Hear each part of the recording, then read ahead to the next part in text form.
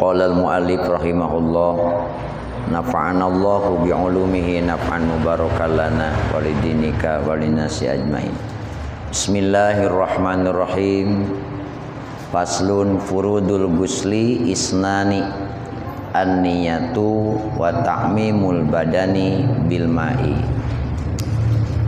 Pada malam hari ini kita akan menjelaskan tentang keparduan adus. Adus itu mandi besar. Kenapa disebut mandi besar? Karena mandinya sekujur badan, ya kan? Kalau biasanya mandi itu ya leher ke bawah, kepalanya tidak dibasuh. Ini mah dengan apanya? Kepalanya, disebutnya guslu. Nah, mandi besar. Pada minggu lalu dijelaskan kalau ghuslu membasuh saja, mungkin tangan, kaki. Nah, kalau guslu berarti itu membasuh seluruh tubuh dari kepala sampai alas kaki. Nah, orang sini nyebutnya mandi besar. Karena kalau mandi kecil tidak mencuci kepalanya, tidak membasuh kepalanya. Kalau di Jawa itu adus ya mandi, ya kan? Nah ini adusnya adus besar. Fardu adus itu isnani, ada dua. Sedikit ini mani. Ada dua saja. yakni rukun mandi besar itu cuma ada berapa? Dua. Baik itu mandi wajib atau yang adus sunat. Kalau guslu yang wajib, mandi besar yang wajib karena kita junub misalnya. Paham junub ya? Masa udah tua nggak ngerti junub? Atau karena kalau ibu-ibu selesai haid, nifas, nah itu wajib. Sama rukunnya ada berapa? Dua. Ada juga mandi besar yang sunat. Contoh, karena akan hadir sholat Jumat, karena akan melaksanakan sholat Idul Fitri, atau akan melaksanakan sholat Idul Adha, kan sunat tuh mandi besar. Walaupun hukumnya sunat, yang itu tetap fardunya itu berapa? Dua. Jadi kana wajiban au manduban. Apakah mandi besarnya itu wajib atau mandi besarnya itu sunnah? Rukunnya tetap ada berapa? Dua. Yang pertama al-awwalu an-niyatu. Yang kesatu adalah niat. Niatnya itu macam-macam. Ya namanya niat boleh dilisankan, boleh juga tidak dilisankan. Kalau dilisankan misalnya nawaitul gusla. Yang paling penting itu kan dalam hatinya. Ketika air yang pertama ke badan kita, misalnya dari kepala kita, dalam hati kita itulah di situ niat apa? Adus, niat mandi besar. Adapun melisankan nawaitul gusla itu mah sunnah. Karena dalam Safinah disebutkan niat itu tempatnya di dalam hati. Wa talaffudu biha sunatan. Mengucapkan niat itu adalah sunat. Ka'ayyan wiyal junuba rof'al janabati. Umpamanya orang yang junub niatnya menghilangkan kejunuban. Nawaitul gusla li rof'il janabati. Gitu umpamanya. Atau bisa juga awil haidi wan nufasa'u, atau niat menghilangkan hadas haid atau hadas nifas. Rof'al haidi awin nifasi misalnya. Atau juga ayanwiya kulla adail gusli. Niat adus menghilangkan setiap yang mewajibkan apa? Adus. Kalau yang paling lumrah itu yang paling biasa, ya. Yang paling mudah kita nawaitu raf'al hadasil akbari, gitu ya. Anjamiil badani fardholillahi ta'ala. Niat aku menghilangkan hadas besar dari sekujur badan, fardu karena Allah. Gampang ya? Yang gampang sajalah itu. Boleh itu. Yang penting di dalam apa? Dalam hati. Niat aku adus menghilangkan hadas besar. Wis, fardu karena Allah. Niat gitu. Wasani, adapun yang kedua, diulang dulu. Bagaimana kalau niatnya itu ingatnya di tengah-tengah adus, ya kan? Udah bahasa separuh nih baru ingat apa? Niat. Nah, baru dari situ dihitungnya. Jadi yang belum dibasuh, yang belum masuk ke wilayah niat tadi sudah dibasuh, tapi belum masuk ke wilayah apa? Niat, harus diulangi. Paham ya? Misalnya gini, karena dingin nih mandinya sepotong-sepotong, kepala dulu dicorok ya. Corok dulu kepala, belum niat tuh. Begitu membasuh badan baru ingat apa? Niat. Berarti dihitungnya itu dari mulai membasuh badan. Nanti kepala harus dibasuh ulang. Jelas nggih? Gampang lah. Terus pengalaman adus. Cucu juga udah banyak ya. Masa belum ngerti hadisnya. Masya Allah. Wasani, dan yang kedua, ta'mimul badani bil ma'i, meliputi seluruh badannya, membasuhi seluruh badannya dengan air. Tidak boleh ada yang terlewat. Yang dimaksud seluruh badan, hidung, lubangnya nih, yang dekat, yang bisa dijangkau oleh jari, itu wajib. Jadi jangan adusnya itu luarnya saja, sementara lubang hidungnya tidak diisi air sedikit ke dalam.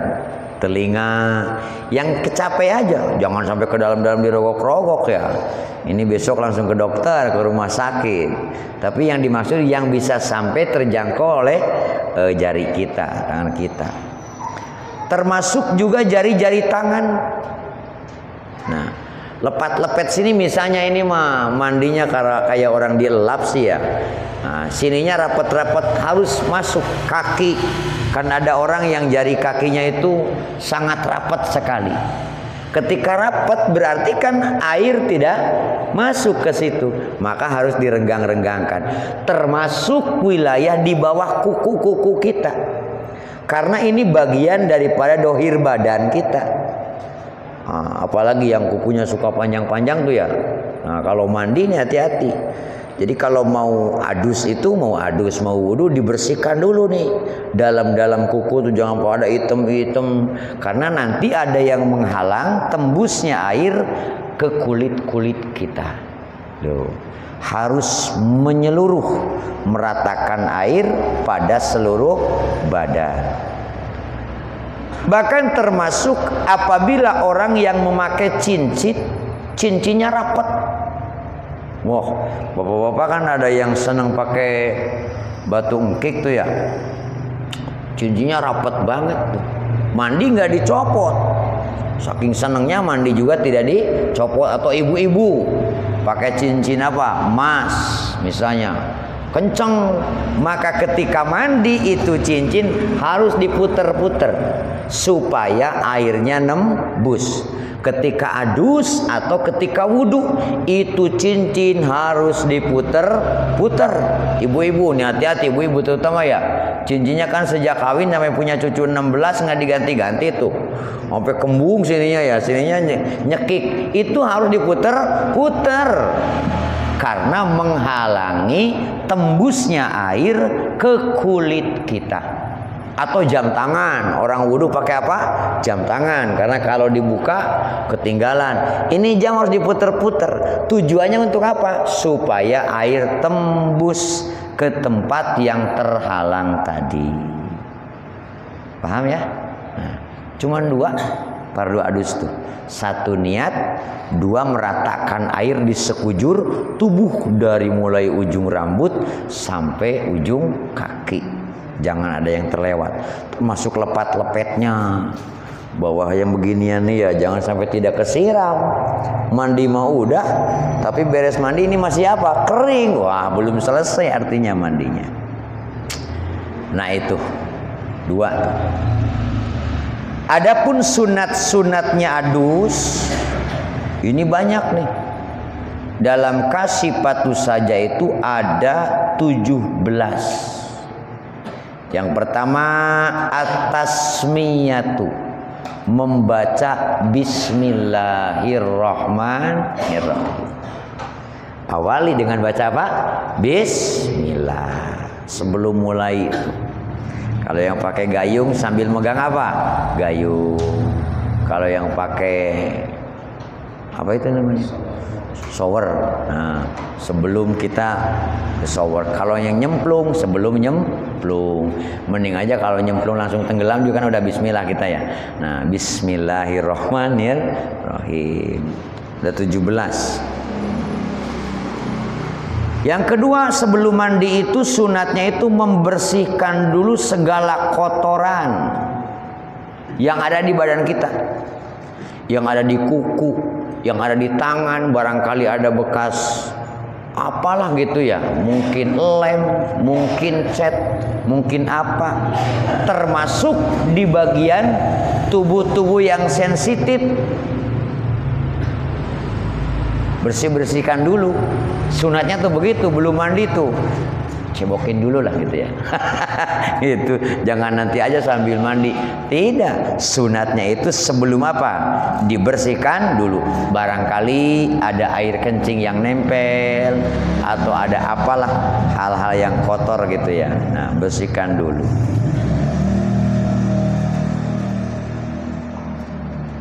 Apalagi sunatnya itu, di antara sunatnya itu lagi adalah menggosok-gosokkan tangan ke bagian tubuh yang dimandi. Wah, kalau zaman sekarang kan udah pakai itu ya, alat gosok ya.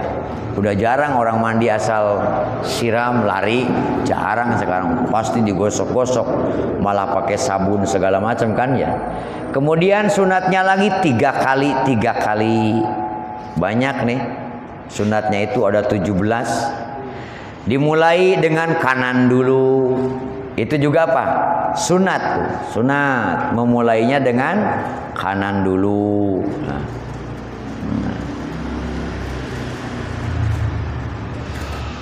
Kemudian menyela-nyela setiap jari.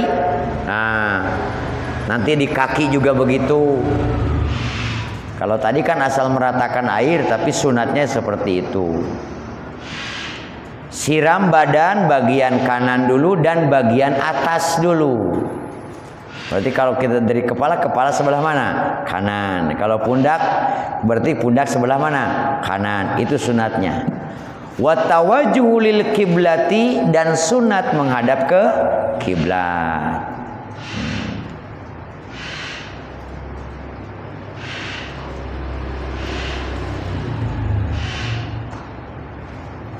Ada 17 ya. Sunat-sunatnya itu. Nanti ada makruh-makruhnya.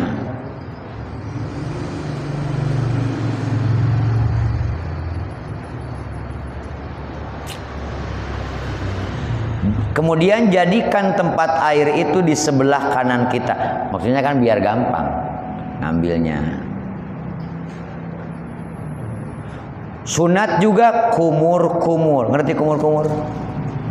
Walaupun mulut bagian dalam, sunat kumur-kumur. Kemudian sunat mengisap air dengan hidung. Sedikit aja, jangan kenceng-kenceng ya. Perih. Yang penting air masuk sedikit ke dalam hidung.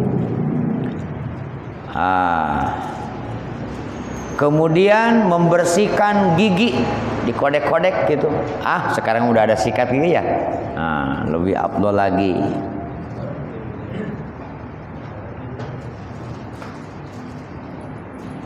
Bahkan sebagian ulama menyebutkan sunat sebelum adus itu wudu dulu.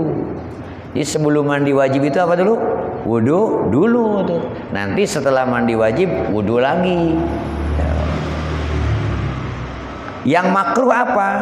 Banyak juga ini. Satu, berlebih-lebihan menggunakan air.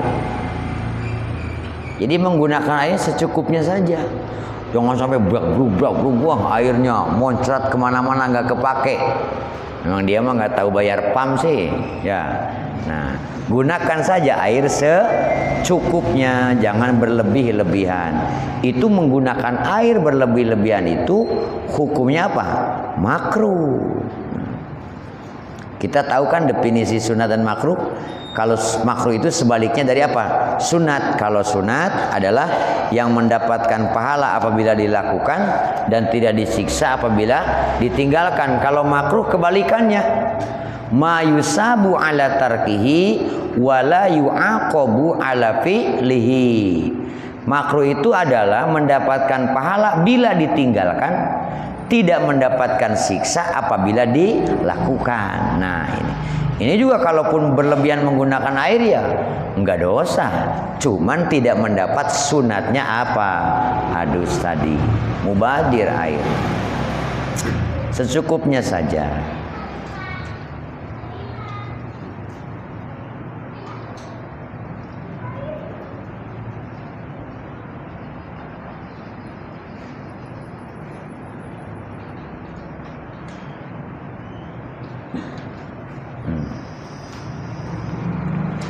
Selanjutnya, faslun surutut toharoti, surutul wudu'i, syarat-syaratnya wudu, asyaratun ada 10.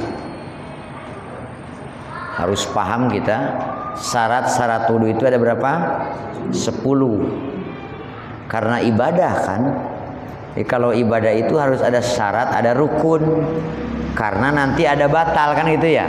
Nah, tidak sah kalau tidak ada syarat. Kan gitu. Nah, kemudian nanti ada yang membatalkan.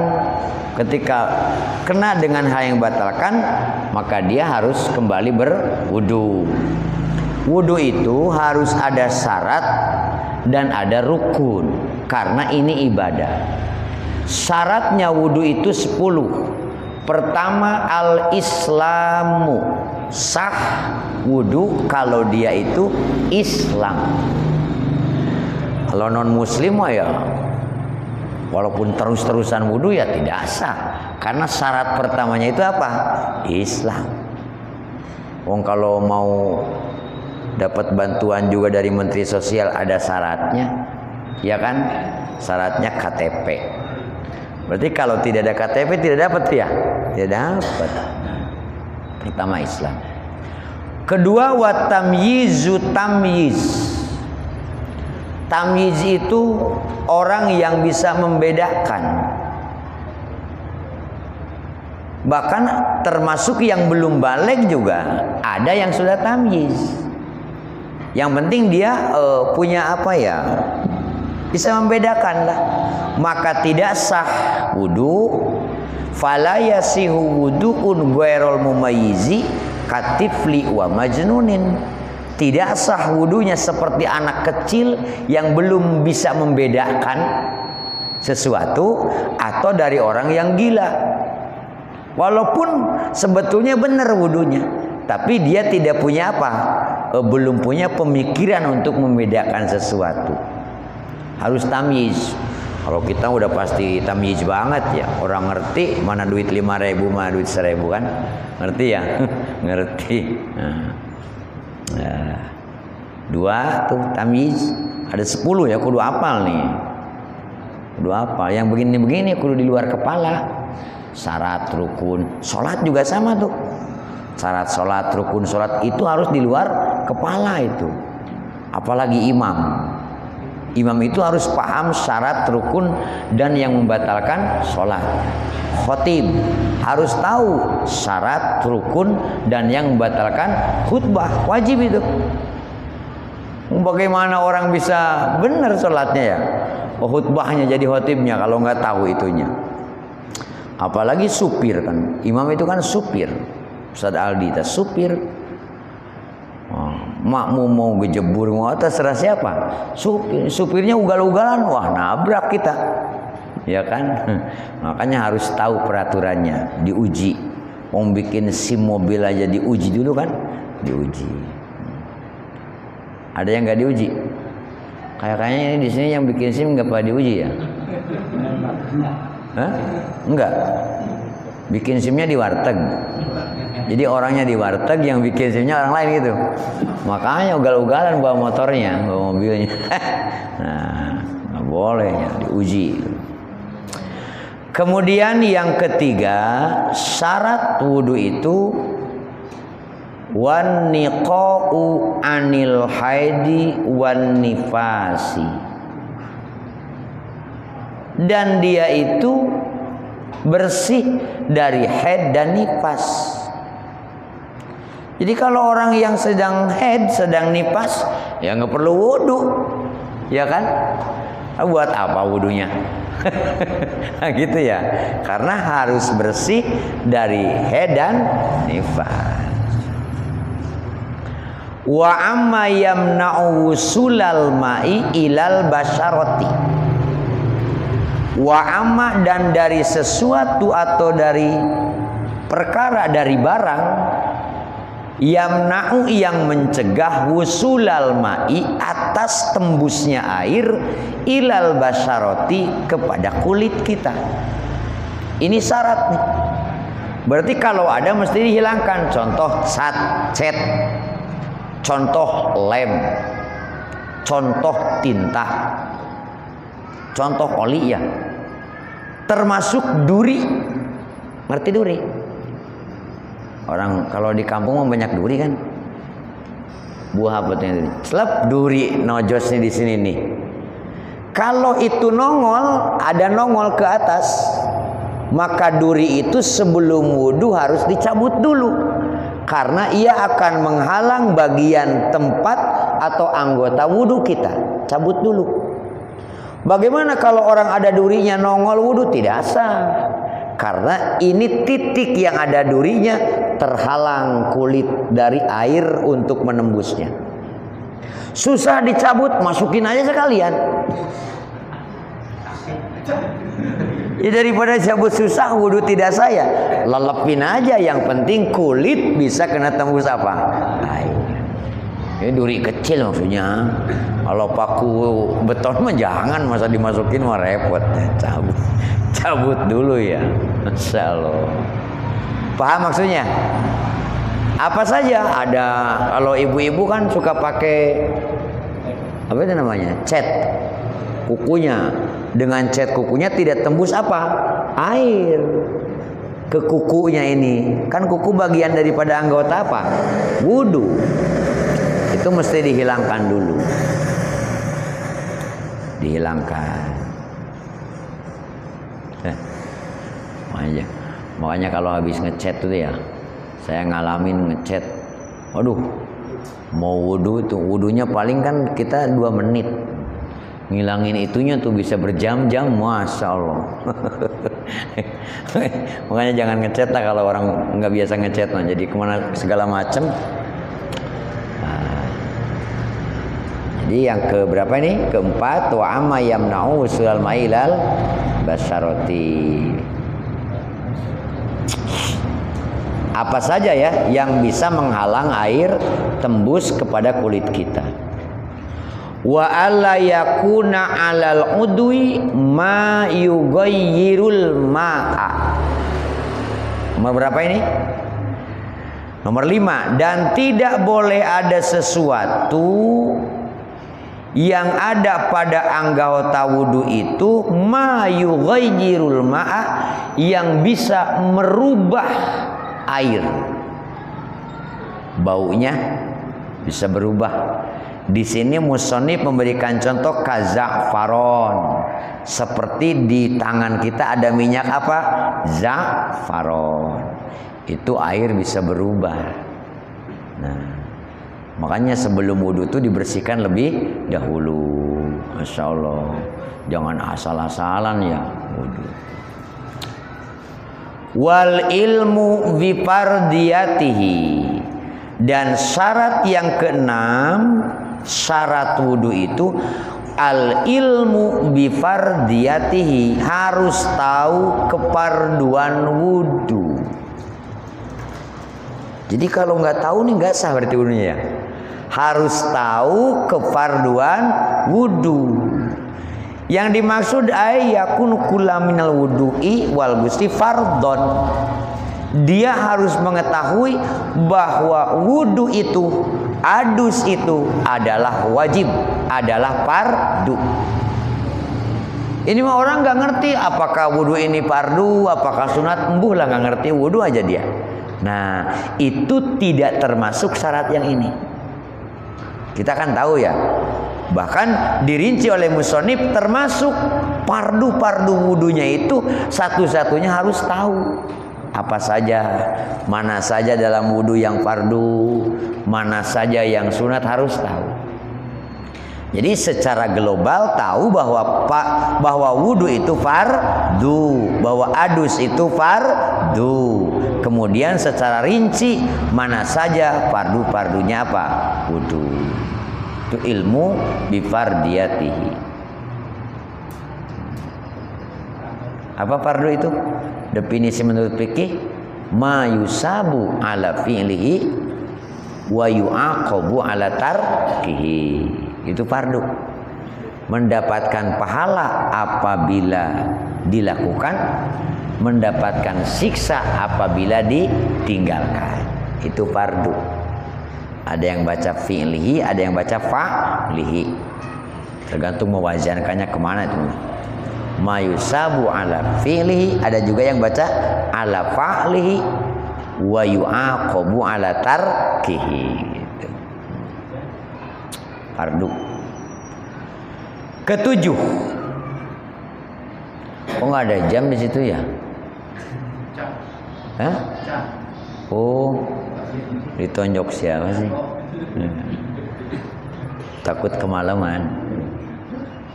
Ngaji mah jangan malam-malam lah ya. Beli lagi jam murah lah. Wa alla ya'taqida fardhon min furudihi sunatan.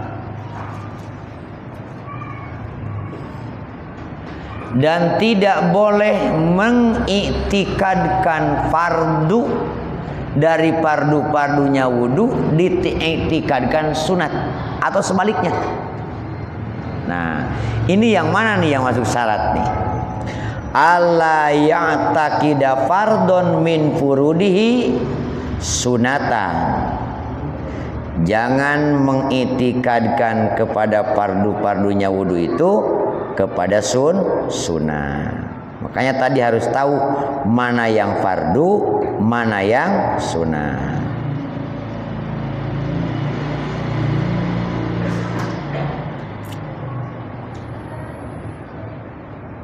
Kedelapan,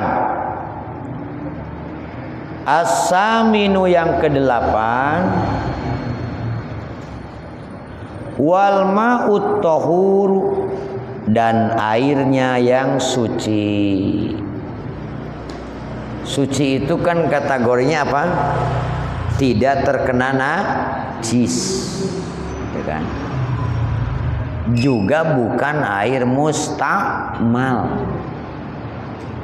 Karena kalau air mustamal itu kan suci, makanya bisa dipakai nyuci piring. Air najis tidak bisa dipakai nyuci piring, karena akan nempel di piring. Tapi air mustakmal bisa pakai nyuci apa? Piring. Apa sih bedanya? Kalau air yang najis, air yang kemasukan apa? Najis. Kalau air mustakmal, air suci yang bekas pakai wudhu.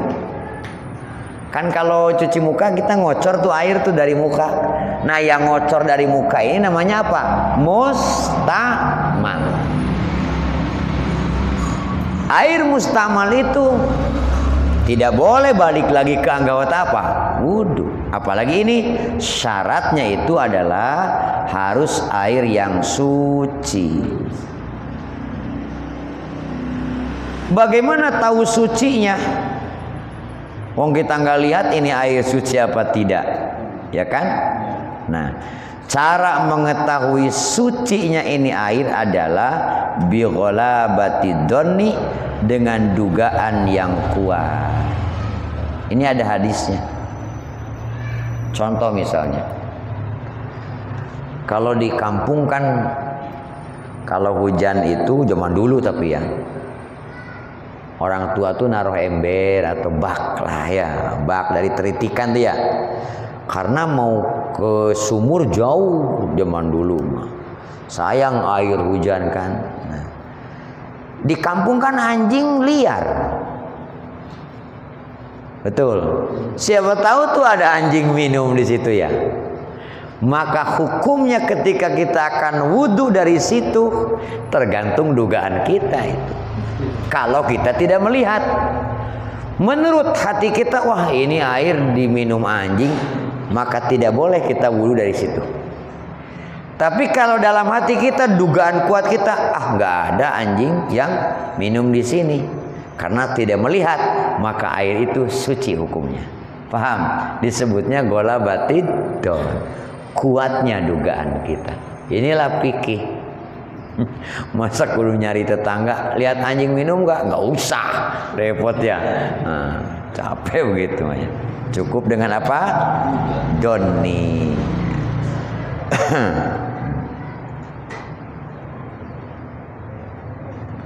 Watasi'u, dan yang ke-9 syarat wudu itu adalah waduhulul wakti, masuk waktu, wal mualatu, terus menerus, lidaimil hadasi, untuk orang yang dawam hadas. Ke-9 dulu syarat sahnya wudu. Yang ke-9 harus sudah masuk waktu sholat bagi orang yang dawam hadas. Maksud dawam hadas itu begini, punya penyakit ngentut saja, wudu baru selesai tut, wudu lagi tut, nah itu dawam hadas. Bagi dia wudunya harus sudah masuk waktu sholat. Kalaupun nanti sudah waktu masuk sholat sudah wudu ngentut lagi, anggap tidak batal. Sholat aja dia, karena punya penyakit murubut gitu. Kebanyakan angin kayak dalamnya. Atau kencing, bukan kencing banyak, bukan. Ini mah bentar-bentar, setengah menit cet, wudu ngecet lagi, berarti dia dawamul hadas namanya. Orang-orang seperti itu wudunya nanti saja kalau waktu sholat sudah masuk. Nanti begitu waktu sholat masuk baru dia sah berwudu. Setelah wudu masih keluar saja, terus saja biarin sholat aja, karena daimil hadas. Wudu dia sebelum datang waktu tidak sah, karena tidak termasuk syarat. Jelas ya? Saya mah nggak sholat, kenapa? Kencing mulu. Yaitu ilmunya. Yang penting wudunya sudah masuk waktu sholat. Nanti habis wudu ngecet lagi sholat juga ngecet lagi, nggak apa-apa, wong itu mah apa? Daimil hadas. Tapi pakai pempes aja, pakai pempes. Biar nggak kemana-mana maksudnya. Ya itu.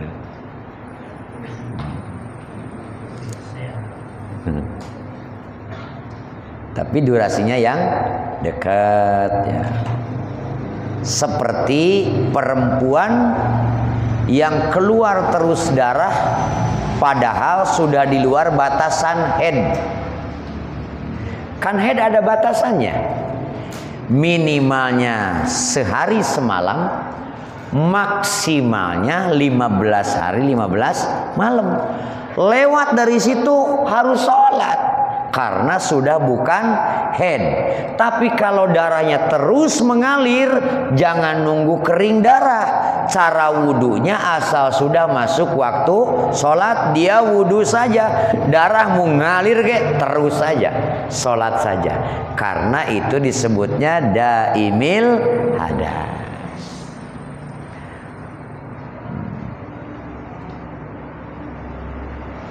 Jadi kalau sebelum waktu datangnya waktu apa? Tidak sah. Ke-10 terakhir. Wal ashiru al muwalatu. Yang ke-10 itu adalah continue, terus menerus dari rukun yang satu ke rukun yang lain. Ini juga sama untuk orang yang daimil hadas. Setelah membasuh wajah, langsung membasuh tangan, langsung membasuh mengusap kepala, dan seterusnya. Jangan ditunda dulu bagi orang yang daimil hadas.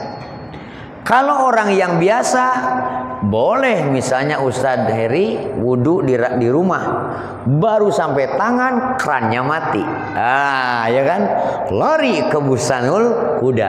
Asal yang tadi masih basah, terusin di sini boleh, tidak usah diulang dari awal, tinggal nerusin. Tadi baru selesai apa? Tangan, berarti tinggal ngusap kepala. Paham? Itu yang tidak daim hadas. Bagi yang daim hadas harus mualah, langsung. Kalau diulangi kan sayang air. Umpamanya lagi susah air ya, airnya cuma segentong-gentongnya gitu ya. Yang wudu satu rumah ada 30 orang. Wah, kan sayang ya. Waduh, Masya Allah. Banyak contohnya ya, apa mati kerannya atau apa dulu gitu. Bagi yang tidak daimil hadas boleh, yang penting rukun wudu yang tadi masih basah. Kalau yang daim hadas tidak boleh, dia harus mualah, langsung. Selesai itu 10. Tinggal nawaqidul wudu'i, yang membatalkan wudu.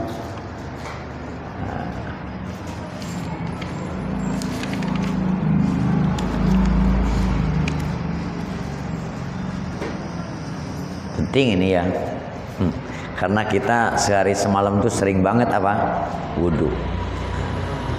Nanti baru ke depan ada sunat-sunatnya wudu. Setelah ini insya Allah minggu depan bagian yang membatalkan wudu. Nanti ada bagaimana kalau bersentuhan suami istri segala macam. Wah, itu kalau dibahas lama kali ya. Karena banyak ya. Bagaimana kalau ngentut tapi ke dalam nih? Ada nggak ngentut ke dalam? Ada ya? Pernah berarti? Pengalaman ya. Nanti aja dibahasnya ya. Nanti dalam pasal nawaqidul wudu'i. Ya, kadang-kadang kan ada yang kentut kecil banget ya. Ada. Cuman kerasa dikit banget. Jangan diterusin aja sholat tuh kalau begitu ya. Nanti lihat dalam pasal membatalkan wudu. Mentang-mentang tibang kerasa banget ini mau terus aja wong dikit, nggak bisa. Nanti kita ilmunya itu akan digali dalam pasal yang membatalkan kepada wudu. Insyaallah Rabbi. Mudah-mudahan manfaat. Itu saja barangkali pengajian malam ini. Rabbin fa'na bima 'allamtana, Rabbi 'allimna alladhi yanfa'una, Rabbi faqihna wa faqih ahlana wa qarabati lana fi dinina. Rabbana atina fid dunya hasanah wa fil akhirati hasanah wa qina azabannar.